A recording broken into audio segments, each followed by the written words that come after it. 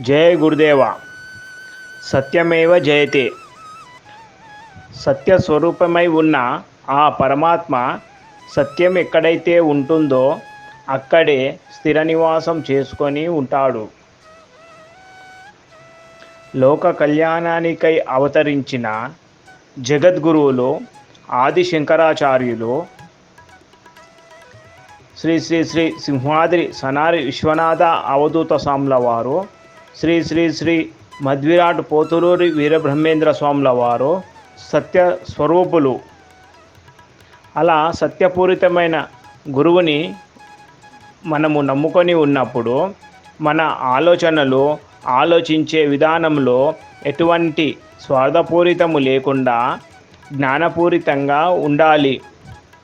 మనము నిస్వార్థముగా చేసే పనులు కూడా సత్యమై ఉండాలి. మనము నడిచే నడక సత్యమై ఉండాలి. మనము ఇతరులకు చూపే బాట సత్యమై ఉండాలి.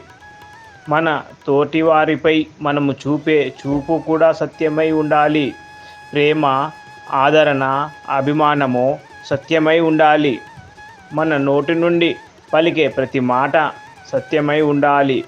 అలా సత్యాన్ని నమ్మి ఆచరణలో పెట్టుకొని నిత్యము ఎరుకతో ఉంటూ గురుదేవులు సూచించిన మార్గాన్ని ఆచరణలో పెట్టుకుంటూ సత్యరూపము సంతరించుకొని సత్యరూపునిగా వెలుగొందవలెను.